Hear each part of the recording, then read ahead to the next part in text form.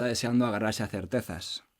Pero sin embargo, la persona que tengo aquí defiende que estamos en un mundo lleno de incertidumbre. En esa incertidumbre, lo primero que te quiero preguntar, Javier, es: ¿nuestro cerebro nos engaña? ¿Con respecto a la realidad o con respecto a cuál es su labor principal? Porque su labor principal es engañarnos, ¿eh? O sea, su labor principal es engañarnos. Sí. O sea, quiero decir, como elemento de percepción de la realidad objetiva que hay fuera, nos engaña como si fuéramos chinos. Pero en realidad está diseñado para engañarnos. O sea, el cerebro interpola, el cerebro hace un montón de cosas para que nosotros tengamos la sensación de que estamos gestionando la realidad. Hay un punto ciego donde no entra luz en el ojo, que es la fovea, y el cerebro interpola y tú no ves un punto negro dentro de la imagen que refieres con este tipo de cosas. Las ilusiones ópticas se producen porque es nuestro cerebro intentando interpretar qué es lo que está ocurriendo ahí y recibe señales contradictorias y entonces nos engaña. O sea, el cerebro tiene como misión fundamental mantenernos vivos y si para eso nos tiene que engañar, nos engaña lo que haga falta. O sea, que el cerebro realmente está diseñado para sobrevivir y no para entender la realidad, ¿no? Exactamente. Eso lo digo yo mucho. El cerebro está comprometido con la supervivencia, no con la realidad. Si el cerebro para sobrevivir te tiene que contar lo que sea, se forma unos puros como mangas de abrigo, como tubos de estufa, como oleoductos, sin ningún tipo de problemas. Porque no está diseñado para captar la realidad como es debido, sino para gestionar nuestra supervivencia. Y gestionar nuestra supervivencia agarrándose a certezas, o sea, es decir, prefiere agarrarse a certezas o creencias, Hay ¿no? creencias, sí. Creencias que, o sea, un cerebro lo suficientemente comprometido con una creencia, Ujú. esa creencia la hace indistinguible de la realidad. Y entiendo que la gente más inteligente Mm. quizá está buscando acercarse más a interpretar mejor la realidad. No. Para La nada. gente más inteligente tiene un cerebro que engaña más y mejor. Ah, aún más. Sí. La gente extraordinariamente inteligente, su cerebro es capaz de hacer auténticos castillos de bullshit. Neuschwansteins de bullshit, que digo yo. O sea, quiero decir, ¿quién decía alguien parecido? Creo que era Thomas Sowell. Decía, para Vale. creer alguna cosa absolutamente absurda necesitas un intelectual.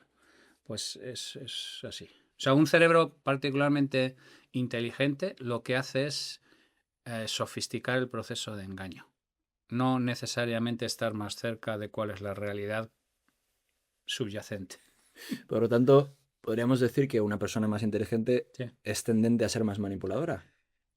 O a fumarse puros más gordos que los demás. Vale. O sea, Depende de cómo le dé, depende de cómo le dé, efectivamente. La claro, esto es... manipulación es independiente de la inteligencia, no tiene, la manipulación es prácticamente una cualidad moral, si me apuras. Vale. Entonces, una persona inteligente con una moral laxa puede derivar en manipulador, ¿vale? Pero en realidad esta cualidad que yo estoy diciendo es la capacidad de autoengaño, la sofisticación del Autosaboteo. autoengaño, eso es.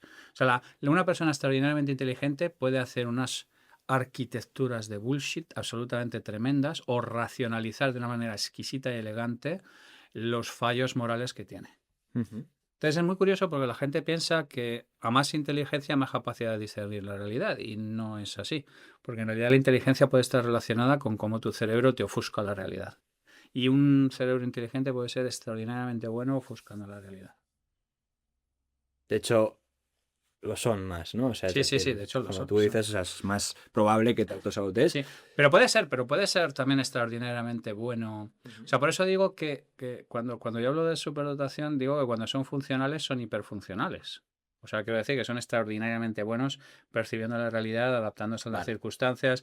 O sea, yo siempre cuento la anécdota que contaba Edward Teller, que era un físico teórico, que era muy amigo de John von Neumann, que John von Neumann debe ser una de las personas más inteligentes que ha pasado por la faz de la Tierra, ¿no? Ujú. Y Teller decía siempre que John von Neumann hablaba con su hijo de 3 años de igual a igual y que secretamente sospechaba que hacía lo mismo con todo el mundo. ¿Vale? Entonces John von Neumann es el ejemplo de la persona hiperfuncional, de la persona que es capaz de usar su inteligencia para comprender la realidad y para adaptarse a la realidad.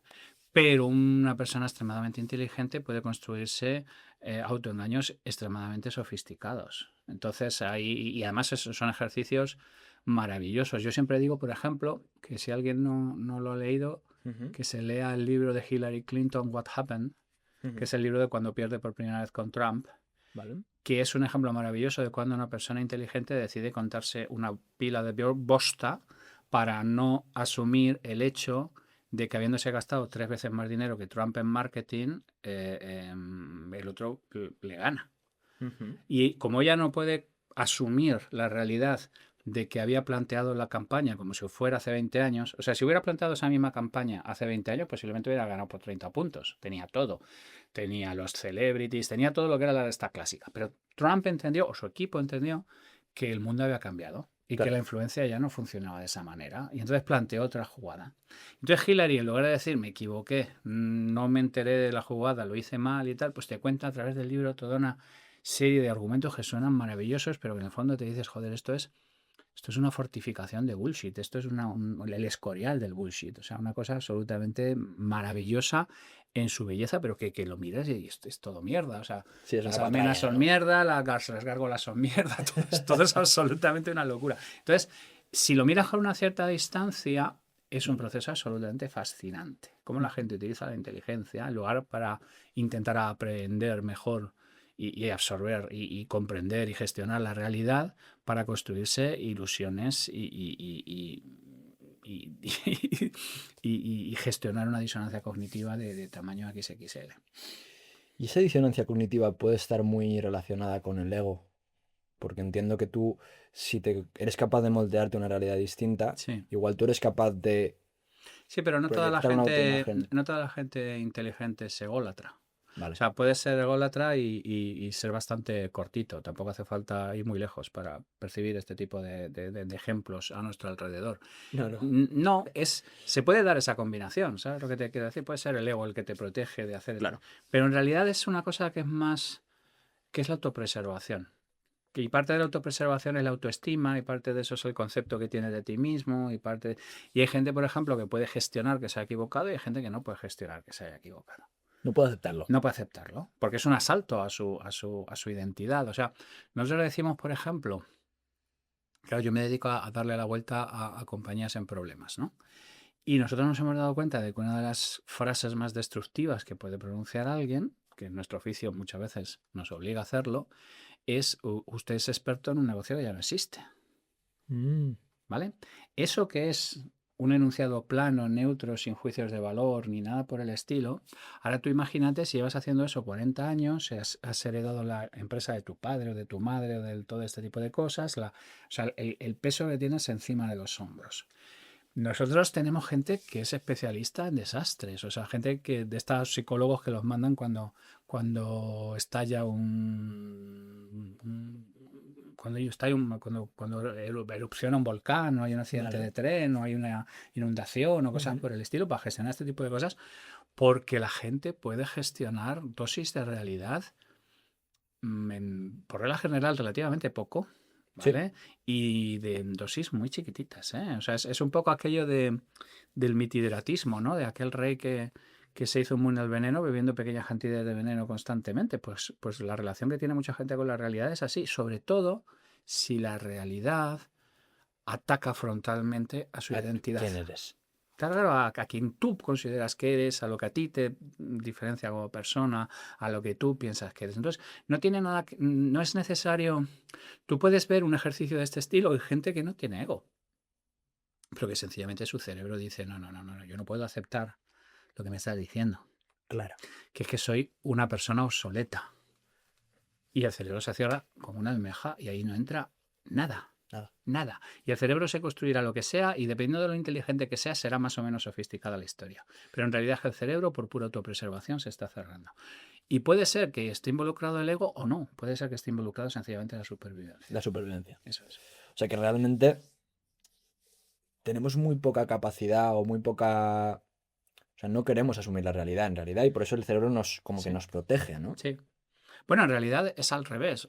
El cerebro entiende ¿Vale? que esa realidad amenaza tu identidad Vale. y cierra. Y cierra. ¿Sabes? O sea, tú no controlas el cerebro. O sea, bueno, podríamos estar hablando aquí de procesos de conciencia y cosas por el estilo, pero el cerebro tiene un montón de cosas que activa en modo automático. Ni siquiera tienes que pensar sobre ello, no tienes que reflexionar sobre ello. Claro. Sencillamente, el cerebro detecta una amenaza para la identidad y procede a cerrarse directamente para protegerte, para autoprotegerte de lo que está ocurriendo.